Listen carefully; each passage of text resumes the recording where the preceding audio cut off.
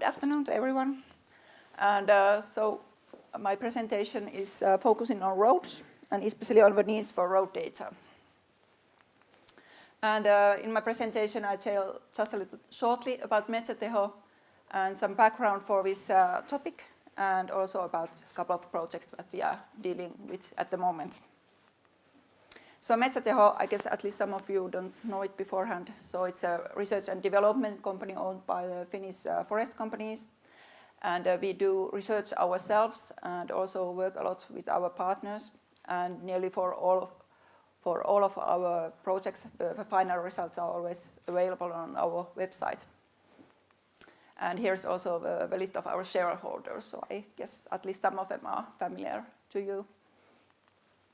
So some background for, as Vesa mentioned, but I will give in my presentation some motivation for why this road data is needed, or even more real-time and more accurate road data.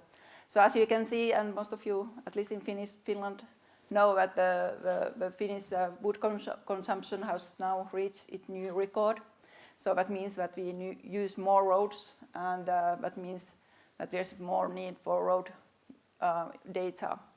And in the picture you also see that when we look at the Finnish road network, that the private roads account for more than 75% of the total network. And you can imagine that the road data for these private roads is not as good as it should be. And here's another motivation for this presentation, and also the work that Arbonaut is now doing. So last year we estimated that what are the impacts of the seasonal variation, meaning that you cannot access all forest plots or roads all year around, but you have to wait for dry summer or winter when the roads are frozen. And this leads to extra costs every year for about 70 million euros. And these costs come from additional storage that is needed, and you need to have a surplus capacity of harvesters and timber transportation trucks. So in our projects and also many other projects before, it has been recognized that there are lots of road data available, and especially even when we talk about the private roads, that data is available in different authorities and different types of companies, industry, transportation companies, and so on. And there's also a lot of development work going on with various types of data collection methods, and including also crowdsourcing of road data. So we see that there's a lot of potential to have much more comprehensive and real-time road data in the future. And also today, if we just make the decision about putting all this data together. And with this better data, we aim for more safer, more efficient and environmentally friendly transportation on roads, more efficient and timely road repair and maintenance operations, and also better management of private road subsidies. So this is the first project I'm going to tell you about. So this is a private road data platform project in Finland. We have a nickname for it called UTPA. And this is a project that just started in the beginning of last year, and it's financed by the Ministry of Agriculture and Forestry. And it's actually coordinated by forest sector, and Metsa teho and CGI Finland are working as subcontractors in this project. And what we have done in this project, well, actually there is a first stage here, there is a road data forum. And the first forum was actually arranged already before this project started. And in the morning sessions there were some discussions about ecosystem and how to involve even the smaller actors in digitalization. And we see that these forums, which are open to anyone, this is a good place to share information, what is going on with the road data digitalization, and what kind of companies are offering their services to each other, and what kind of potential there is with new type of data collection. And if anyone of you is willing to be invited to the next forum, so just send me your contact information. at least so far we unfortunately have these forums only in Finland, in Finnish, but you never know, maybe sometime we have it also in English. And in actual project, what we are doing, last year we started this pre-study on stakeholder needs, what kind of data, road data is needed by transport companies or industry and the road owners themselves. And by the end of this year, we're going to finalize our vision for this private road data platform, and it will have some annex reports, functional and technical specifications, description of user cases, and definition of data types, and also description of data collection methods. And all these reports will be available publicly. Actually, on that website that is mentioned there, and also the presentations from the forums that has been arranged, they are also available on that website. And in the springtime, hopefully there will be also a proof of concept. The financing for that stage hasn't been decided yet. And of course, we are interested to see when we make the decision about implementing this platform. And here we have identified various types of sources of road data and also users of road data. And you see there are various types of actors. There are authorities and institutions dealing with statistics, small and big companies, road owners, so on, road users. And I think one important thing in this picture is that you see that in many cases the sources and users of road data are the same type of same actors. So in that sense, we hope that there's going to be a lot of exchange of road data instead of selling and buying it. So, but of course, it's up to every data producer to decide whether they want to sell their data or if they think it's something that they can exchange for something else. And we have had a lot of workshop with stakeholders and been asking, like, so what kind of data types are important and what need development? And so here's a list of those. And in kind of orange-yellow color, you see data types that are already managed by the National Land Survey of Finland, and blue ones are managed by the Finnish Transport Agency, and they are included in a DigiRoad system. But even for these data types are already defined and available in these systems, so especially when we talk about private roads, and in some cases also for municipal roads, so the data is not necessarily there, or if there's data, it's not necessarily correct. It can be outdated or something like that. So in that sense, we need a lot of new data collection. And these green, the data types in green boxes, they are those that we have found out that they are not included in this already existing road databases. So we need this new UTPA system to cover these type of data types. And then there's this gray box as the last one. And for that one, I have this another slide telling more in detail about this condition and weather data for roads. So this is a type of data that changes very quickly. And this is also that there is no platform for sharing this type of data to different type of users. We are having pilots with the Transport Agency, and they are collecting and having pilots with collecting this kind of data, but they use it only internally, so they are not sharing to anyone else.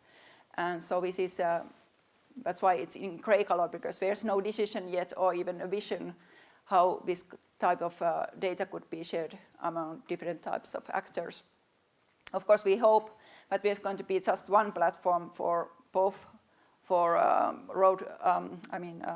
state roads, municipal roads, and private roads. But maybe we have to start something only for private roads. So we will see. So this is the vision. So that there is this already existing road databases for National Land Survey and Transport Agency, and we have with this in our project that we have seen that there is need for a separate UTPA system for private road data. So what it would be used, so it would collect data from different types of organizations, companies and industries, transport companies, weather statistics and so on. And on the other hand, it would also collect and combine information that is crowdsourced by road users. And this data, when it has been combined, it would be then transferred either directly to end user applications, or if that data is already defined in a DigiRoad system, so of course in that case that data would go to DigiRoad system. But in order that system to work, so we need to have a lot of technical and functional specification and that work is just currently going on by CGI. But there is a kind of one of the first pictures where we have identified various types of services that are needed in that UTPA platform, so that when you have a lot of sources of raw data in different formats and coming from different type of actors, so you need to make the quality controls and data conversions and data storage and many types of things that data is usable for the end users and end user applications. And they have also identified these various type of data collection methods and made a short description of them, and also have tried to find some pilots how these collection methods have been used for gravel roads. So if you have any pilots and you haven't been in contact with me before, so I would be very interested to know about your pilots. So just send me information about them. And a couple of slides about our another project. So this is a pilot project, the second stage of it. So this is what we do in collaboration with the Finnish Transport Agency and Vaisala. And this covers both state roads and private roads. And on a left upper corner, you see that what we do collection with the normal mobile phones that are put on a windshield of the cars or trucks. And it's automatically taking video footage and sensor data, how this mobile phone is shaking and so on. And this data is when transferred to Vaisala's system, and they are using it to estimate the situation on roads. They also see the pictures from the same location. And they use machine vision and both sensor analysis to make the judgment of the situation. So we're especially interested in seeing what is the situation with the thawing periods, or what is the need for snow removal, and also the traffic signs, especially some weight restrictions, which are not always available, especially for private roads in a DigiRoad system. And here's also a visualization of how these results of this analysis are presented on maps. And the first stage of this pilot was finished last year, and the results are available in our report that is published. And we are now continuing with the second stage of the project, and this second stage is going to end by next summer. So we are going to have some new results then. And there are just some references to the reports I just mentioned, and thank you.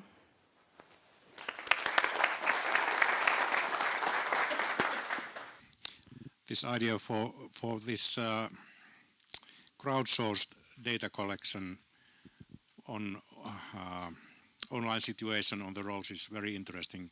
What kind of users have you identified to be potential collecting this data? For collecting? For collecting it.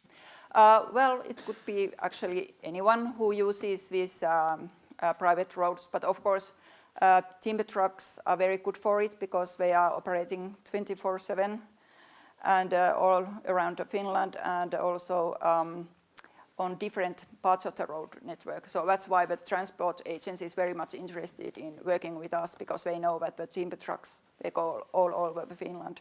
But on the other hand, they also use this highways as well. But it could be anyone So, for example, with Vaisala's application for collecting data, it's openly available. Of course, if you do data collection, so maybe no one is using it, but it's anyway, it could be anyone who's living there on the roads or just going there for hunting and using private roads. But we start with professional drivers because I think they are the best to start with.